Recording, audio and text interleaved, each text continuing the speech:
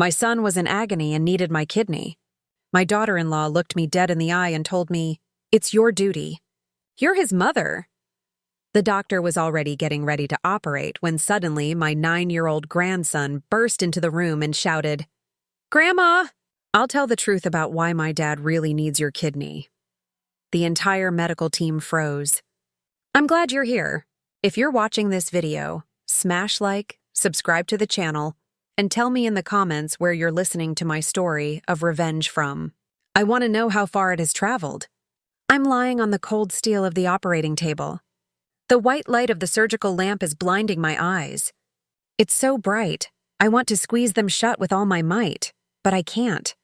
My whole body is locked up. And it's not from the cold. It's from a suffocating feeling as if fate itself is squeezing my neck. The steady beep-beep of the heart monitor is a constant rhythm. But each beat is like a hammer striking my head. I can hear every sound in the room with crystal clarity. The metallic clinking of instruments as the nurse arranges them. The rustle of paper as Dr. Evans reviews my file, and even the faint whispers from the other side of the glass where my daughter-in-law Rebecca is with her parents. I try to lift my gaze toward the opaque glass. There's Rebecca, her arms crossed over her chest with a gaze as sharp as a razor blade. She's whispering something to her parents, but her eyes never leave me. It's as if she's giving me an order. Sign it, do it! Don't hesitate. I've already signed the consent form to donate my kidney to my son, Adam. That paper is probably somewhere on the doctor's desk now, my shaky signature and one-way commitment. The nurse lifts the syringe, and the anesthesia gleams under the light.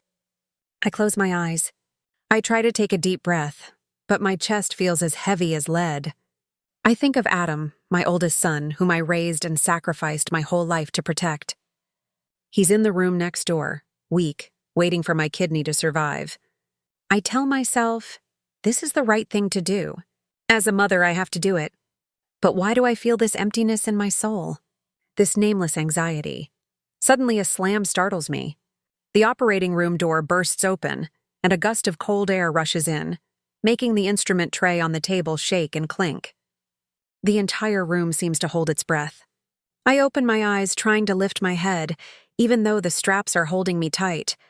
My 9-year-old grandson, Mario, rushes in like a little tornado. His sneakers are covered in mud.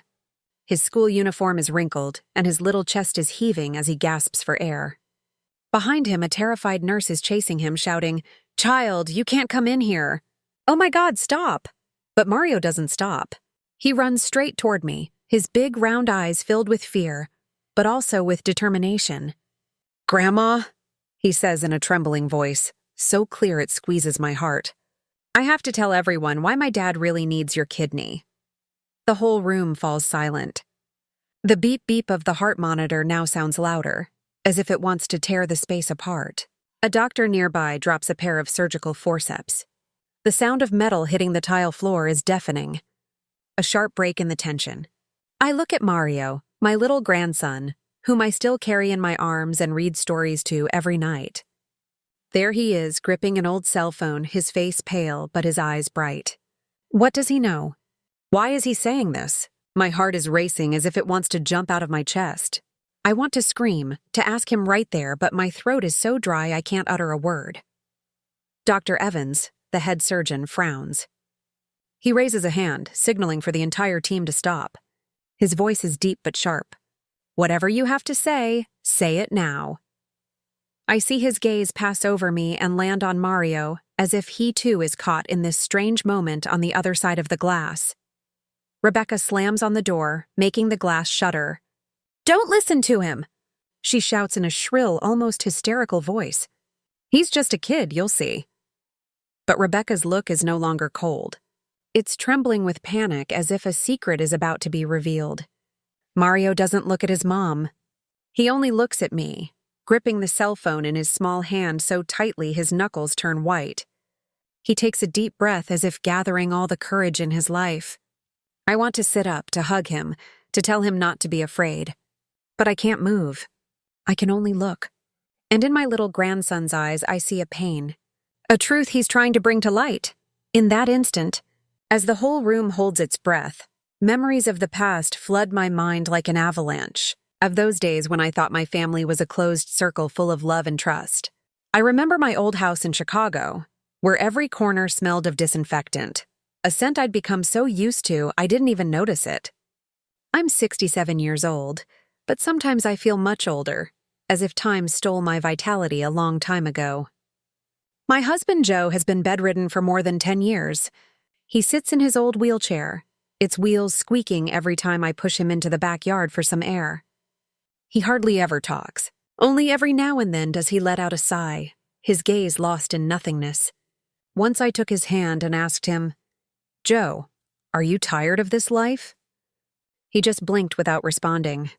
I don't know if he understood me or if I was just talking to myself.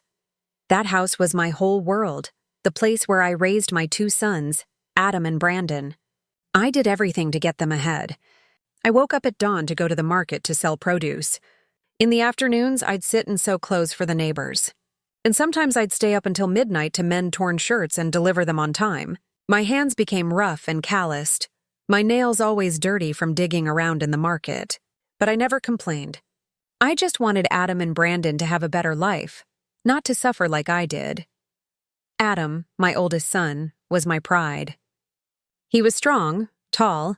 He worked in construction and always came home with a loud laugh. But in recent years, he started to get weak. At first, it was just tiredness. Then, little by little, I saw him pale with sunken eyes, and once I felt a horrible terror when he told me he was urinating blood. I hugged him and asked, "Adam, what's wrong, son? Tell me." He just shook his head and smiled weakly. "Don't worry, Mom. It's probably just from all the hard work." Rebecca, my daughter-in-law, came into our lives like a strange wind. She was beautiful. She spoke sweetly.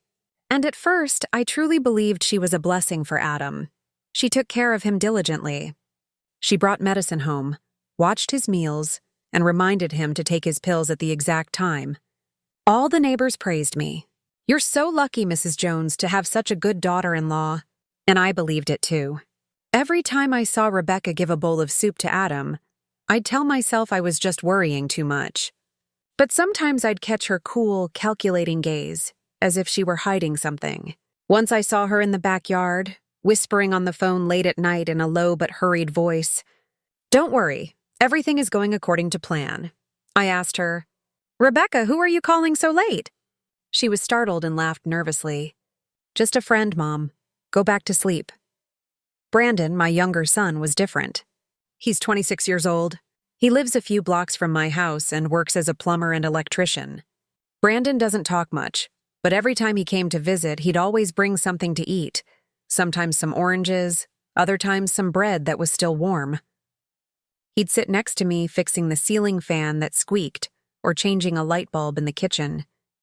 Once he looked at me and said in his deep voice, "Mom, don't work yourself to death like this. I don't want to see you exhausted." I just smiled and waved my hand. "I can still handle it, Brandon. You worry about your brother. He needs you more." But Brandon just shook his head, his gaze full of concern. Mario, my little grandson, was my only joy in those heavy days. He's 9 years old and often came to my house with his little backpack on his back. Mario liked to sit in the backyard and play with some plastic cars I bought him at a flea market. He'd tell me stories, innocent tales that sometimes left me frozen. Once he looked at me with his round eyes and said, "Grandma, my mom talks on the phone at night. I heard her say something about some medicine, but I didn't understand." I smiled and ruffled his hair. "I'm sure she was just asking the doctor something for your dad." "Don't think so much about it, my boy." But inside, a seed of unease was beginning to sprout. And then one afternoon, everything changed. I was in the kitchen preparing dinner. The smell of toasted rice was floating in the air when Rebecca came in. She didn't say hello. She didn't smile. She just stood there with her arms crossed. Her voice was sharp, like a knife slicing the air. "Mom, the doctor says only your kidney is compatible. It's your responsibility. You have to save him." I froze. The spoon in my hand dropped into the pan with a dull clang. I looked at her, trying to find a bit of warmth in her eyes, but I only saw a cold determination, almost a demand. "Rebecca, I know. I'll do everything for Adam," I whispered, but my throat felt dry. She nodded as if she had achieved her goal and turned around. Not even 10 minutes passed when Rebecca's parents showed up. They walked into my house as if it were their own. They sat down at the dining room table and said in unison, "That's right. A mother's duty is something you can't run from. This whole family now depends on you." I stood there still with the spoon in my hand, feeling cornered. Adam, who at that moment was propped up in a chair so skinny I almost didn't recognize him, took my hand. His hand was freezing. "Mom," he whispered, "I trust you'll save me." I looked into his eyes, those eyes that, as a child, shone with so much life, and now only reflected exhaustion and pleading. I nodded without being able to say anything, suddenly feeling like the small room had become suffocating. The smell of medicinal herbs from Joe's pot in the corner made me feel like I couldn't breathe. That night, I took Joe his bowl of soup, just like every day. The squeaking of his wheelchair on the concrete floor was a constant reminder that I was carrying this whole family on my shoulders. I put the bowl in front of him. I looked at him, but he just sighed without saying anything. I wanted to tell him, to ask him if I was doing the right thing, but he was just there as motionless as a shadow. I went out to the backyard where Mario was playing with his car. He looked up with his bright eyes, but they were full of doubt. "Grandma," he said, "what if someone gets sick because another person is giving them medicine?" I stopped dead in my tracks. My heart skipped a beat. "Why do you ask that, my boy?" I said, trying to stay calm. But Mario just lowered his head and kept pushing his car without answering. What I didn't know was that at that moment I was on the edge of an abyss, and only a few more steps would make me fall. The days that followed that afternoon, when Rebecca came to my house and left me no choice, my life felt crushed by an invisible pressure heavier than the suffocating summer heat of Chicago. I kept getting up early, going to the market to sell my vegetables and oranges, sitting under the dim light to sew clothes. But my soul was no longer at peace. Every step I took, every stitch I made, carried with it a question. Am I doing the right thing? Do I really have to sacrifice myself like this? But then Adam's pleading gaze, Rebecca's sharp words, and her parents' questioning looks clung to me without giving me a single moment to breathe. The next morning, when the sun was just peeking out, Rebecca was already at my door. I had just finished preparing tea. The scent of spearmint was just beginning to fill the house when she walked in without knocking, without saying hello. "Mom," she said, in a voice as firm as a nail, "the doctor says there isn't much time left. If you keep hesitating, he could be in danger." She put a stack of medical papers on the dining room table, white pages filled with numbers and signatures I didn't quite understand. She pointed to each line as if she were teaching a child. "It says clearly here that you are the only compatible one. No one else can save him." I stood there holding the teapot. The hot water was burning my fingers, but I didn't feel the pain. I only heard the sound of the broom scraping the concrete as I started to sweep the house, a way to escape Rebecca's gaze. "I hear you," I said in a barely audible voice. "I'll do everything for Adam." But inside, a heavy rock was weighing me down, making me want to scream, to run away. I kept sweeping. The sound of the broom was like a sad rhythm, trying to drown out Rebecca's words. But she didn't stop. She just stood there watching me as if she expected me to agree once more, to confirm I wouldn't dare refuse. When she left, I sat in a chair and covered my face with my hands.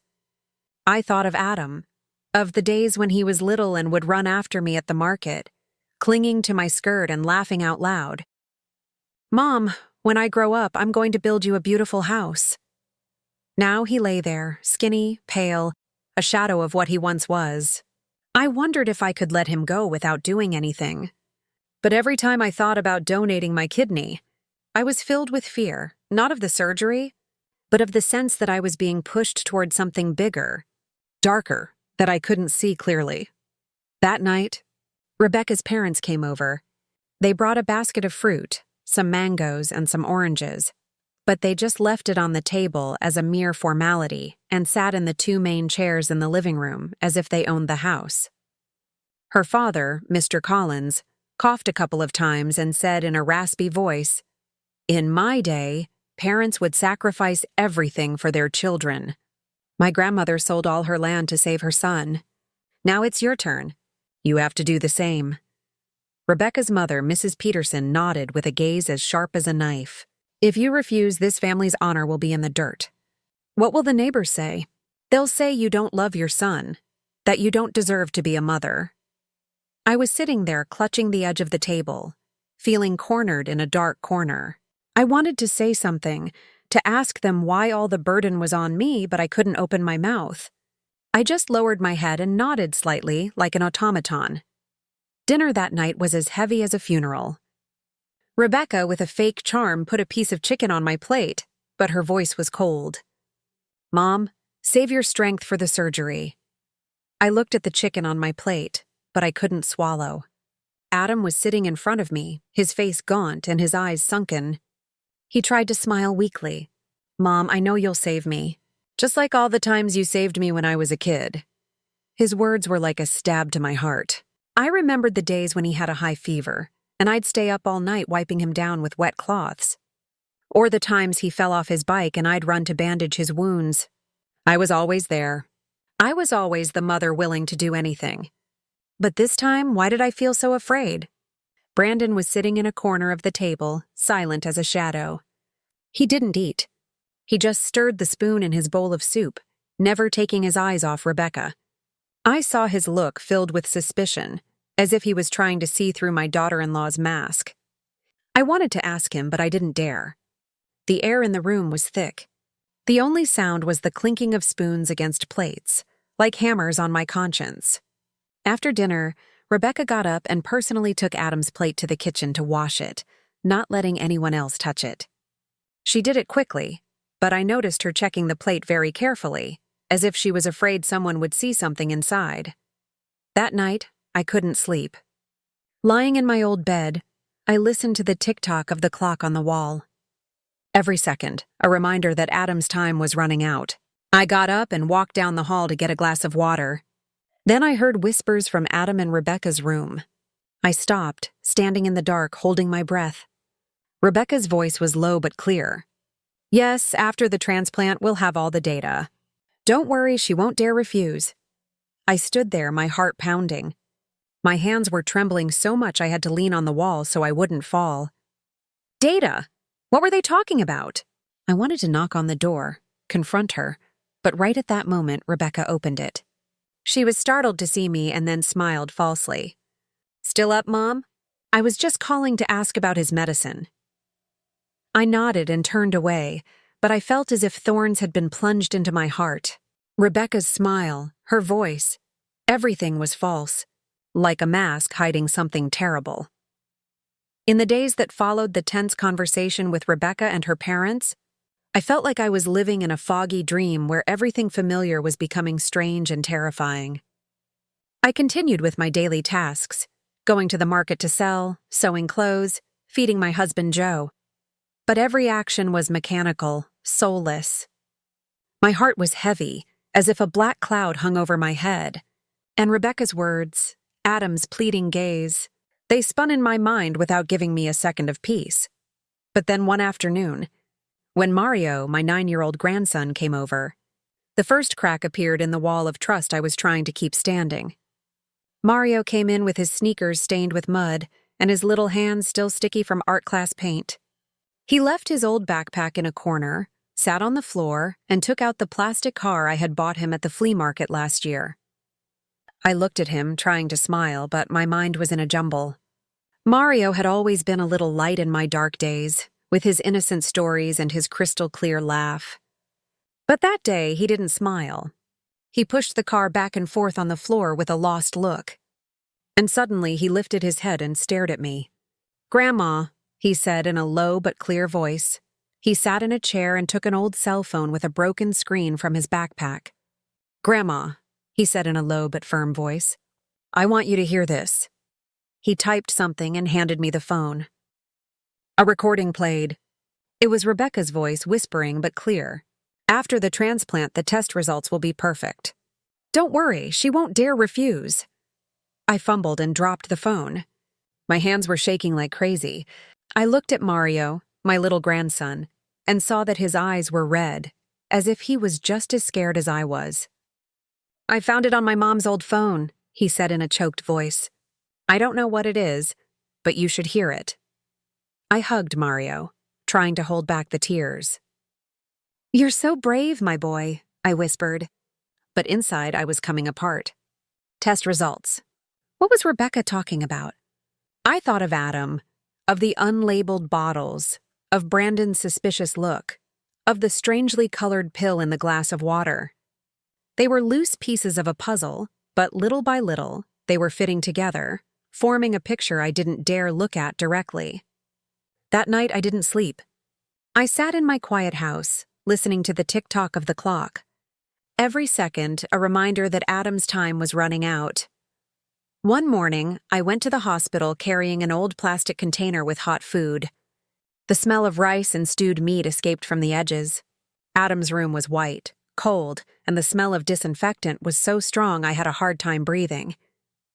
I had gotten used to that environment, but that day I felt it pressing on my chest. Adam was lying there with sunken eyes and a pale face, but he still tried to smile when he saw me. "Mom, you're here so early?" he said in a voice as weak as a sigh. I put the food on the nightstand and tried to smile, but a storm was raging inside me. The doubts of the previous days, Mario's question, Brandon's warning, all screamed in my head without giving me peace. Rebecca was already there, sitting next to Adam's bed, staring at the IV bag that dripped slowly. She didn't look at me. She didn't say hello. She just nodded silently as if my presence was a given. On the nightstand, I noticed a small pill bottle with the cap half hidden under a crumpled paper napkin. The bottle had no label. It was just a white plastic container with some strange blue pills inside. I picked it up, trying to keep my voice firm. "What medicine is this, Rebecca?" She was startled. She almost jumped and snatched the bottle from my hand so fast that it made me step back. "They're just vitamins, Mom," she said with a smile as fake as cheap paint. "The doctor prescribed them to help his kidney." I nodded, but a chill ran down my spine. Rebecca's smile, the way she snatched the bottle from me. Everything was wrong, as if she were hiding a secret I wasn't supposed to know. I sat next to Adam and started to feed him, but my mind was somewhere else. I thought about the unlabeled bottle, about what Brandon had said about the strange medicines Rebecca was hiding. I thought about Mario, about his innocent but sharp question. What if my dad is sick because someone is giving him medicine? I wanted to ask Rebecca right there. I wanted to scream and demand the truth. But I was afraid. Afraid that if I opened my mouth, everything would fall apart and I'd lose Adam forever. I looked at my son as he struggled to swallow each bite and told myself, "Mary, breathe. Find out what's going on first." At noon, Brandon came to the hospital. He walked in with his hands still stained with grease from work and his old shirt worn out at the shoulders. He didn't say anything. He just sat silently in a corner watching Rebecca, who was in the hallway talking to a nurse. When she left, Brandon came up to me and took a small plastic bag from his backpack. "Mom, I want you to see this," he whispered in a voice as tense as a guitar string. He showed me his phone. On the screen were some blurry photos, but clear enough to stop my heart. It was Rebecca in the hospital parking lot, discreetly taking a small bag from the trunk of her car and handing it to an unknown man. The man was wearing a black jacket and a cap that covered most of his face, but I could clearly see the bag of medicine in Rebecca's hand. "I took these photos yesterday," Brandon said in a trembling voice. "I followed her because I thought her behavior was off. Mom, I'm afraid she's doing something to my brother, Adam." I was speechless, gripping the phone so tightly my knuckles turned white. The cold floor of the hospital seemed to absorb all the warmth from my body. "Brandon," I whispered. "Are you sure? Did you hear what they were saying?" Brandon shook his head, his eyes red. "I couldn't hear well, but I saw her give the bag to the man, and he handed her an envelope. Mom, this isn't normal." I looked into Brandon's eyes. I saw the concern and the rage in them, and I knew he wasn't lying. But I still didn't want to believe it. Rebecca was Adam's wife. She had sworn to take care of him. How could she do something so terrible? That afternoon, when I returned home, Mario came again. He didn't run or play as usual. Instead, he sat silently in a chair, hugging his backpack. "Grandma," he said in a low but determined voice, "I want you to hear something."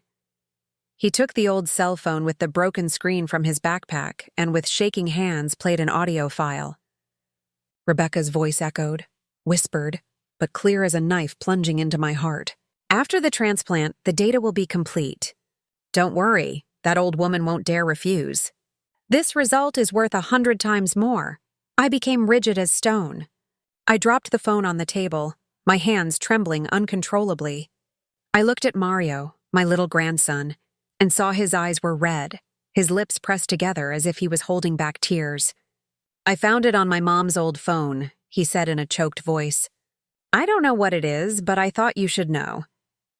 I hugged Mario, feeling as if the whole world was collapsing at my feet. "You're so brave, Mario," I whispered, but my voice broke and tears rolled down my cheeks. I thought of Adam, of the unlabeled bottles, of Brandon's photos, of Mario's recording. They were loose pieces, but they were fitting together, painting a dark picture I didn't dare confront. What was Rebecca doing? What data? What results? And why say that old woman won't dare refuse? I felt betrayed, not just by Rebecca, but by my own faith in family, in love. That night, I didn't sleep. I sat in my silent house, listening to the sirens of an ambulance in the street, the red and blue lights flashing through the window like cuts in my soul. I thought of Adam, of how he was getting weaker every day, of the strange medicines, of Rebecca's calculating whispers. I thought of Brandon, of the suspicion and worry in his eyes, and of Mario, the 9-year-old who had bravely brought me the truth. I held my head, feeling like my brain was going to explode. I wanted to run to the hospital, confront Rebecca, scream, and demand an explanation, but I was afraid. Afraid that the truth was even more horrible than I imagined. Afraid I wouldn't have the strength to bear it. I got up, went out to the backyard, and looked at the pale moonlight. I thought of Joe, my silent husband who could only sit and watch everything. I wanted to tell him, to ask him what I should do, but I knew he wouldn't answer me. I was alone with the pieces of a truth that were slowly revealing themselves. The next morning, I woke up with the feeling that the whole world was weighing on my chest. The birds chirping in the backyard, a sound that normally brought me calm, now felt like knives stabbing my mind. I knew today was the day the hospital would make the final decision about Adam's kidney transplant. The clues Mario and Brandon had given me, the recording, the photos, the unlabeled bottle, they kept spinning in my head, but I didn't dare face them. I was afraid that if I dug deeper, I would find a truth I couldn't bear. I just wanted to save Adam, to see my son healthy again, even if the price was a part of my body. But deep down, I knew things weren't that simple. The hospital scheduled me for noon. I entered a small meeting room where Dr. Evans was already waiting for me. He spread the lab results on the table, white sheets filled with numbers and graphs I didn't understand. "Mrs. Jones," he said in a grave but firm voice, "we have reviewed everything thoroughly. You are the most compatible person to donate your kidney to Adam. If we don't proceed soon, his life will be in danger." I sat there clutching the edge of my blouse, my head buzzing as if I had a swarm of bees inside. "I understand," I whispered, but my voice was so low I doubted if he had heard me. Dr. Evans looked at me and his expression softened. "Do you need more time to think about it?" he asked. I shook my head, not because I had already decided, but because I felt I had no other way out. Rebecca, her parents, and even Adam, they were all counting on me, and I couldn't let my son die. Through the glass of the door, I saw Rebecca standing there with her arms crossed. Her gaze, as sharp as ever, gave a nod to her mother, Mrs. Peterson, as if she were sure I wouldn't dare refuse. That gesture gave me a chill, as if they were playing a game of chess and I was just a pawn. I wanted to get up, to yell that I knew about the bottle, about the recording, about the parking lot. But I couldn't. I just sat there feeling trapped in an invisible cage with no escape.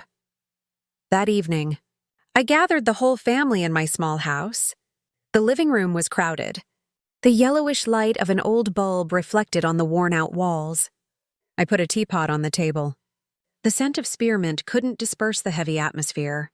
Rebecca's parents, Mr. Collins and Mrs. Peterson, sat in the center, occupying the two best chairs as if they were the owners. Rebecca sat next to them, her hands clasped, giving me a sidelong glance as if to make sure I wouldn't back out. Adam was lying on a sofa, his face pale and his breathing weak. Brandon was leaning against the wall, silent, but his eyes were red, as if he was holding back a fury about to explode. Mario was huddled in a corner, hugging his small backpack, his eyes filled with distress. I took a deep breath. My hands trembled as I set the teapot down. "I've made a decision," I said in a trembling voice but trying to sound firm. "I'm going to donate my kidney to Adam." The room exploded like a bomb. Mrs. Peterson clapped and said in a shrill voice, "That's a real mother." "I knew you wouldn't disappoint this family." Rebecca covered her face. Tears were streaming, but I saw how she clenched her fists as if she were acting in a play. "Oh, Mom," she said in a choked voice. "I knew you love him more than anyone." "Thank you." Adam looked at me with eyes clouded by exhaustion, but he still managed to say, "Mom, I owe you my life." His words broke my heart like a dagger to the chest. But then Brandon jumped up and hit the table hard. The bang made the teacups vibrate. "No!" he yelled, his voice trembling with rage. "Mom, don't you see? You're sacrificing yourself for a wicked plan. She's using you, and she's using my brother Adam." The air in the room became thick. The only sound was the buzzing of a mosquito around the light bulb. Rebecca leaped to her feet and pointed at Brandon. "What are you saying? How dare you accuse me? I do everything for my husband." But Brandon didn't back down. He came closer, his gaze on fire. "Accuse you? And what about those unlabeled bottles and those midnight calls? Mom, you can't let them deceive you?" I looked at Brandon, then at Rebecca, and finally at Adam. I wanted to say something to ask Brandon to calm down, but I couldn't. I just looked away, feeling as if the whole world was coming down on me. That night I sat alone in my small room in front of the old wooden table. The oil lamp flickered. Its dim light illuminated the trembling words I was writing in my will. I wrote that the little house would go to Brandon and some of my few valuables to Mario. Every stroke was like a cut in my soul. I didn't know if I'd survive the operation, but I wanted to be prepared to leave something for those I loved. Joe was sitting motionless in his wheelchair in a corner, watching me with his lifeless eyes. I saw his hand tremble as if he wanted to say something but couldn't. I looked at him and tears rolled down my cheeks. "Joe, I have to do right. I have to save Adam." He didn't answer. He just blinked and 2 tears fell down his gaunt cheeks. I folded the will and put it at the bottom of an old wooden box where I kept memories of my wedding. Outside, the rain poured, mixing with the sound of my own sobs. Early in the morning, when the sky was still dark and the fog clung to the little streets leading to the hospital, I was lying on a gurney in an ambulance. I was clutching a small fabric bag with a change of clothes and an embroidered handkerchief I'd had since my wedding day. The ambulance siren howled, but I no longer paid attention. The streetlights filtered through the window, blurred like my broken dreams. I closed my eyes and tried to breathe, but my chest felt heavy. Today was the day I would donate my kidney to Adam, my son. I had already decided. I had written my will. I had prepared myself mentally, but my heart was still in knots, as if I were entering a nightmare I couldn't wake up from. When the ambulance stopped, a nurse pushed the gurney down an endless hospital hallway. The screeching of the wheels on the tiled floor was like a hammer hitting my head. Rebecca was walking right behind me. Her steps were light but firm like those of a guard. "Don't worry, Mom," she said in a low but sharp voice. "After the surgery, everything will be fine." I looked at her out of the corner of my eye and saw a flash of triumph in her eyes, as if she had already secured her victory. Her smile gave me a chill, not from cold, but from the feeling that I was being led into a plan where I was just a pawn without a will. At the reception, Rebecca's parents, Mr. Collins and Mrs. Peterson, were already there. They were dressed up, Mr. Collins in an old but well-ironed suit, and Mrs. Peterson in a bright red dress, as if they were coming to a big event and not to a surgery. They took Rebecca by the arm and greeted the doctors with an exaggerated friendliness, as if they had known each other all their lives. I heard Mrs. Peterson laugh loudly as she said to a young doctor, "Thank you for all your support, doctor. We won't forget this favor." I stood there clutching my fabric bag, feeling like a stranger in my own story. Adam had already been taken to a waiting room. They allowed me to see him before I went into the operating room. The small room was cold and his skinny arms were full of IVs. His face was pale, his eyes sunken. But when he saw me, he tried to smile weakly. "Mom, thank you," he whispered, his voice broken by exhaustion. I took his hand. It was freezing and I felt like crying. "Adam, I'll do everything to make you get better," I told him. But my voice trembled as if I were trying to convince myself. I looked into my son's eyes. I saw an absolute trust in them and wondered, am I doing the right thing, or am I risking my life for something I don't fully understand? Suddenly, Brandon came running in with his hands still stained with grease from work. He was gasping. His shirt was soaked with sweat, as if he had run a long distance. "Mom, don't do it," he said, almost pleading as he grabbed me by the shoulders.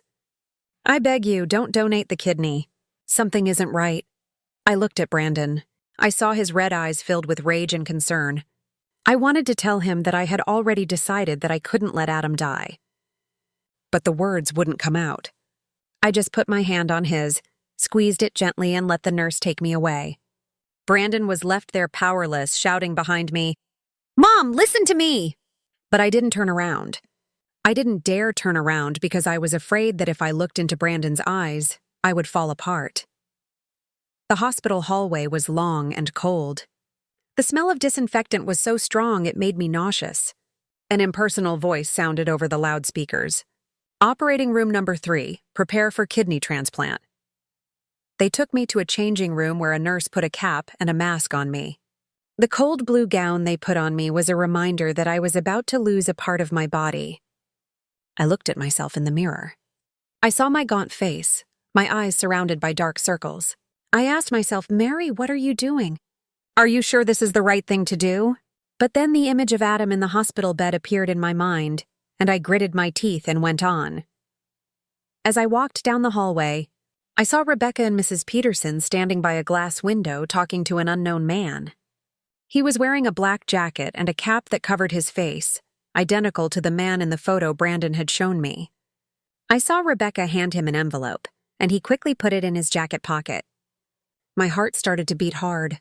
A cold sweat ran down the back of my neck. What were they doing?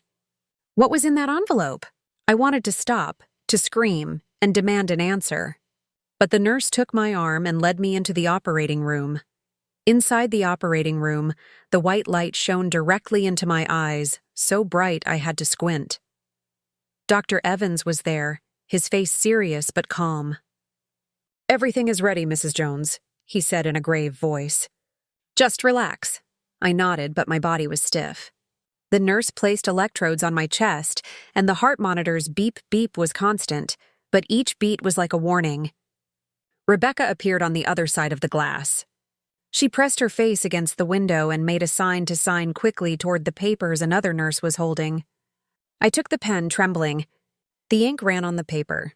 When I signed, I felt as if I were signing my own death sentence. I looked at my blurred signature.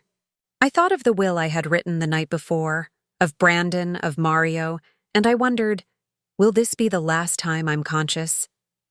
Just as the doctor was getting ready to inject the anesthesia, my heart was beating furiously.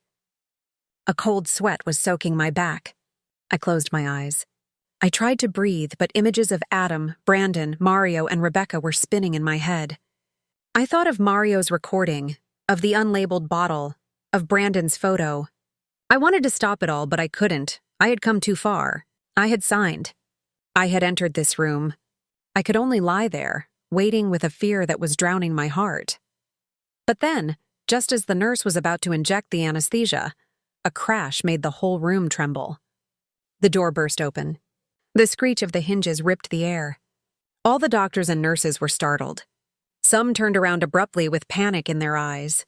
Mario came in like a small whirlwind. His sneakers were still stained with mud. His school uniform was wrinkled and his little chest was heaving as he gasped. He was tightly holding his old cell phone with the broken screen as if it were the most valuable thing in the world.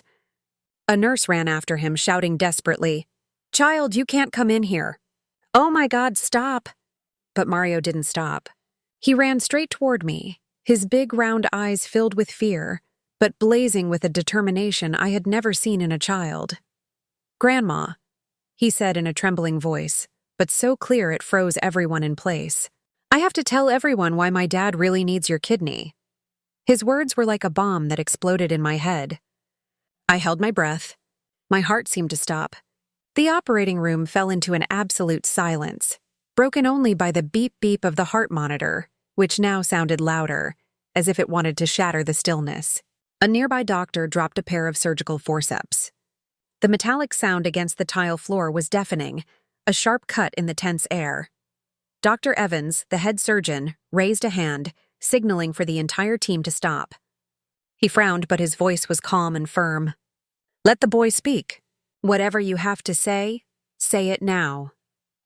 I looked at Mario. I saw his little hand gripping the cell phone, his face pale, but his eyes bright as if he were carrying the weight of the world on his shoulders. "Get out!"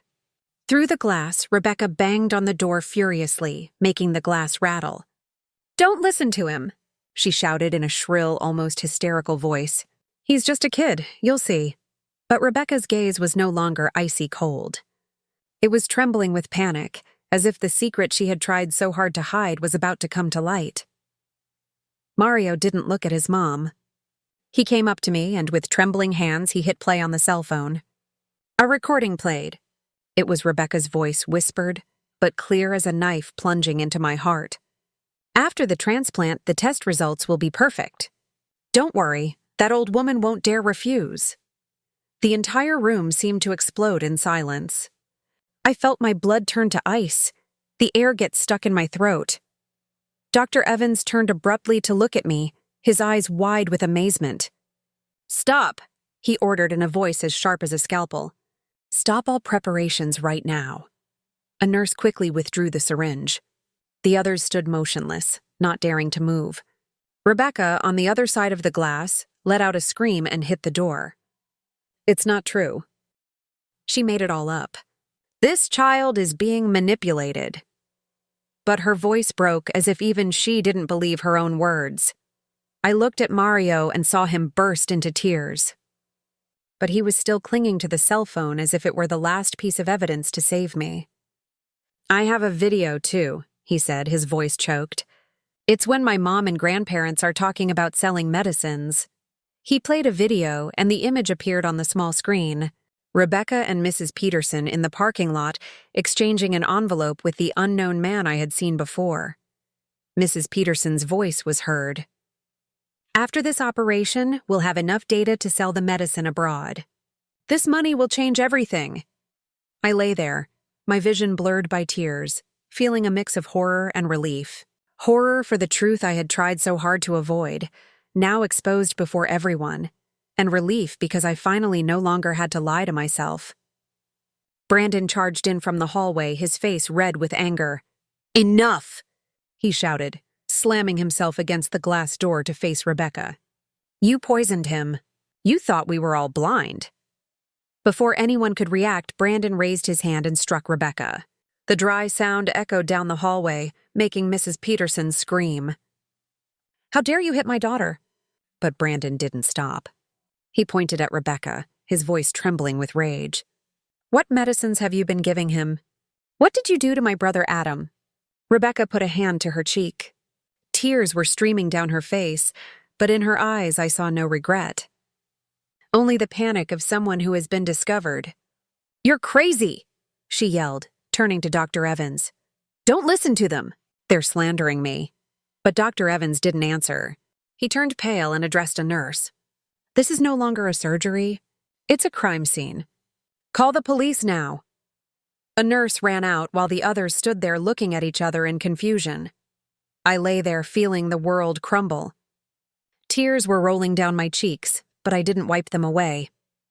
I looked at Mario, my little grandson, who had bravely burst into the operating room to save me.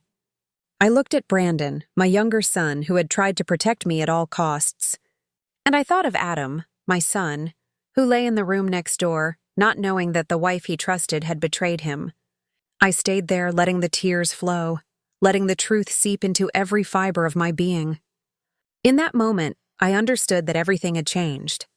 The truth had burst out like a door being knocked down, and nothing could hide it now. The operating room, which had been cold and silent before, had become a chaotic battlefield. The confused nurses looked at each other, not knowing what to do. Dr. Evans frowned. His sharp gaze scanned each person as if he were trying to maintain order in the middle of the storm. I lay there, my vision blurred by tears but unable to take my eyes off the scene. The truth Mario had just revealed was like a fire, burning away all the trust I had left. Rebecca, after Brandon's slap, clutched her cheek and yelled in a shrill voice, "How dare you hit me? I do everything for my husband." Tears were running down her face, but I could clearly see the panic in her eyes. It wasn't the pain of a wife unjustly accused, but the fear of someone who has been discovered. She turned to her parents, grabbing Mrs. Peterson's blouse, her voice choked. "I didn't do anything wrong. I just wanted to save Adam. Dad, Mom, say something?" But Mr. Collins and Mrs. Peterson just stood there, their faces pale, unable to say a word. Mrs. Peterson, usually so cunning and bossy, was now just clenching her hands, biting her lip to hold back a tremor. Suddenly, Mrs. Peterson hit the floor with her cane. The dry sound of the wood against the tile echoed, and she pointed directly at me.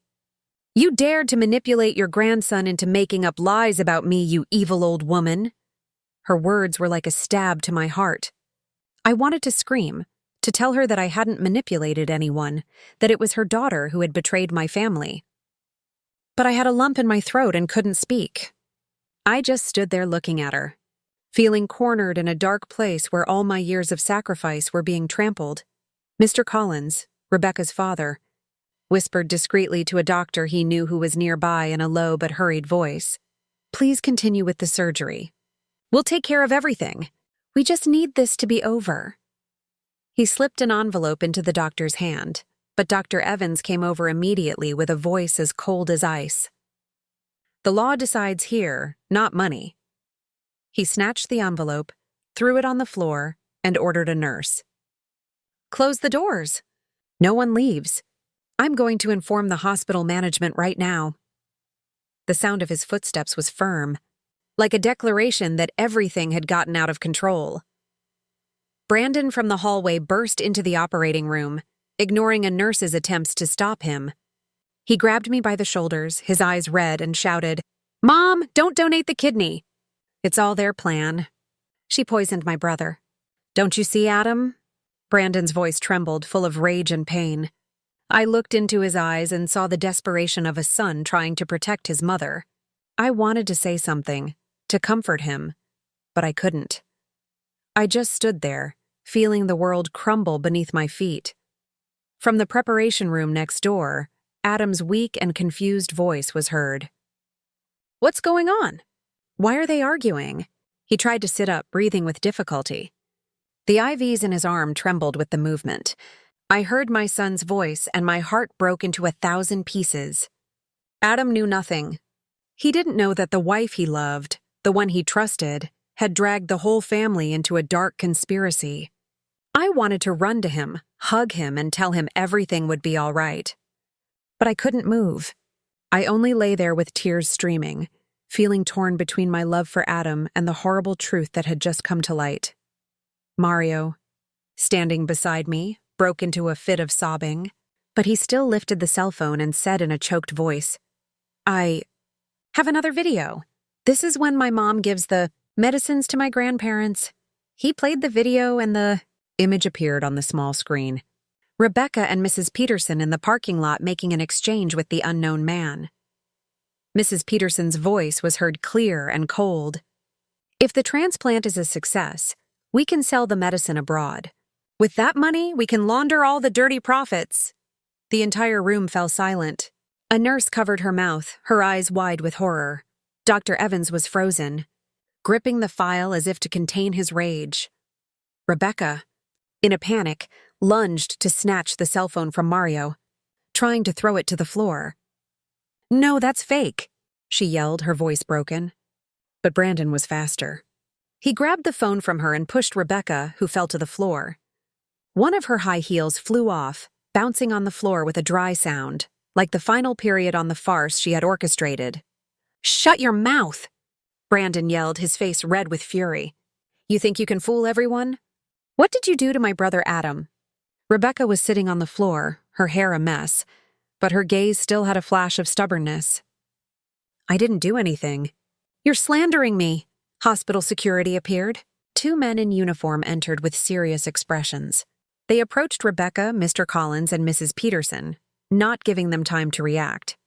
Mrs. Peterson was still spitting curses with the cane trembling in her hand. "Traitor. You destroyed this family." She pointed at me, but her voice broke as if even she knew everything was over. Rebecca was held firmly. She writhed. "Let me go!" I didn't do anything wrong. But her gaze now only reflected the desperation of someone cornered. I lay there motionless, my body cold, but my eyes wide open, watching the truth unfold before me. When the operating room door closed behind the police, the screams of Rebecca and her parents still echoed in the hospital hallway. But for me, they faded into the air like a nightmare that dissipates. Rebecca kept screaming in a broken voice. I was contributing to science. Nobody understands me. But no one answered her. Mr. Collins and Mrs. Peterson, who once sat with such arrogance in my living room, now walked with their heads bowed, escorted in silence. I lay on the operating table, still trembling, but it was no longer from fear. A strange feeling of relief flooded me, as if I had been freed from a cage I didn't know I was in. Dr. Evans came over. His face was serious, but his gaze had softened. "Mrs. Jones," he said in a grave voice, "we have canceled the surgery. We will transfer Adam to an alternative treatment, dialysis combined with new medications. You risked your health preparing for this, but you have saved his life and your dignity." I looked at him. Tears were rolling down my cheeks, but I didn't wipe them away. "Thank you, doctor," I whispered in a weak but sincere voice. I didn't know if I had really saved my dignity, but I knew that for the first time in months, I felt like I was breathing, truly breathing. Brandon ran to me and helped me sit up. He took my hand tightly. His gaze was firm but full of pain. "You still have me, Mom," he said in a choked voice. "I'm going to protect you from now on. I promise." I squeezed his hand, feeling the warmth of his grease-stained skin. I looked into Brandon's eyes and saw the strength of a son willing to carry the whole world to protect his mother. "You're my pride, son," I whispered, and the tears fell again. Brandon didn't say anything. He just hugged me tightly. And in that hug, I found some comfort in the middle of the ruins of my family. Adam was transferred to a recovery room. When I entered, he was lying down, his face pale and the IVs still in his arms. He looked at me with red eyes and asked in a weak voice, "Mom, is it true that everything my wife did was to harm me?" His question was like a stab to my heart. I went over, sat on the bed beside him, and hugged him. My tears fell, wetting his hospital gown. "Oh, Adam, my son," I said in a choked voice. "I don't know where all this started, but I promise I won't let anyone hurt you anymore." Adam lowered his head. Tears rolled down his skinny cheeks. "Mom, I was wrong," he whispered. "I didn't protect you, and I let you suffer too much." I hugged him tighter, feeling that in the world, it was just the two of us clinging to each other in the middle of the storm that had just passed. In the following days, the newspaper started covering the news. "Drug trafficking ring busted at local hospital." The headlines screamed. They wrote about a group of doctors and pharmacists involved in which Rebecca, Mr. Collins, and Mrs. Peterson were key players. They had been testing illegal drugs on patients like Adam, using the kidney transplant as a smokescreen to collect data for an international organization. Reading those words filled me with horror and pain. I thought of Rebecca, of the times she served me food, of her sweet words that I now knew were false. I thought of Adam, of the months he suffered without knowing that his own wife was putting him in danger. Adam began his dialysis and medication treatment. His health improved slowly but steadily. One afternoon, he took my hand, lowered his head, and said in a choked voice, "Mom, I was blind. I trusted Rebecca and almost let you lose everything." I stroked his head like I used to when he was a child and told him, "Son, what's important is that you're still here." That's all I need, but in my heart. A scar had formed not just from Rebecca's betrayal, but because I had let myself be led to the brink between life and death without asking questions. I went back to my little house where Joe was still motionless in his wheelchair. I sat beside him and told him everything, from Mario's recording to the scene of Rebecca being handcuffed. I don't know if he understood everything, but when I finished talking, I saw him blink, and 2 tears rolled down his gaunt cheeks. I took his hand, squeezed it, and for the first time in years, I felt a small response from him. A weak squeeze, as if he were trying to tell me he understood. I burst into tears, not from pain, but because I knew that despite everything, I still had him. I still had my family. Mario became the little hero of the neighborhood. The day he came home, he ran to me, hugged me around the neck, and whispered, "Grandma, I'm sorry I took so long to speak up, but at least I got there in time to save you." I laughed through my tears, hugging the boy, feeling the warmth of his small body. "You're the bravest person I know," I said, ruffling his hair. Mario smiled, the first smile I had seen from him in days. I looked into his eyes and saw that his innocence was still there, although it was stained by what he had had to witness. I promised myself I would protect Mario, give him a childhood that no one could steal from him.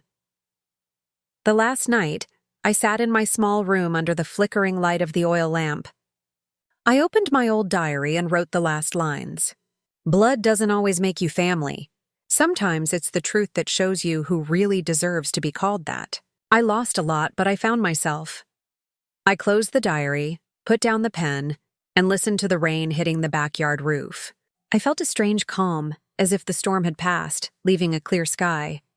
I looked out the window. I saw the pale moonlight illuminating the backyard, and I knew that even if the road ahead was long, I would never again let myself be blinded. I had regained my own strength, and that was the most valuable thing no one could take from me. The story you've just heard has changed names and places to protect the identity of the people involved. We are not telling this to judge, but with the hope that someone listens and stops to reflect. How many mothers are suffering in silence inside their own homes? I truly wonder if you were in my place, what would you do? Would you choose to be silent to keep the peace? Or would you dare to face everything to reclaim your voice? I want to know your opinion, because every story is like a candle that can light the way for someone else. God always blesses, and I am convinced that courage leads us to better days. Meanwhile, on the final screen, I leave you with 2 of the channel's most beloved stories. I'm sure they will blow your mind.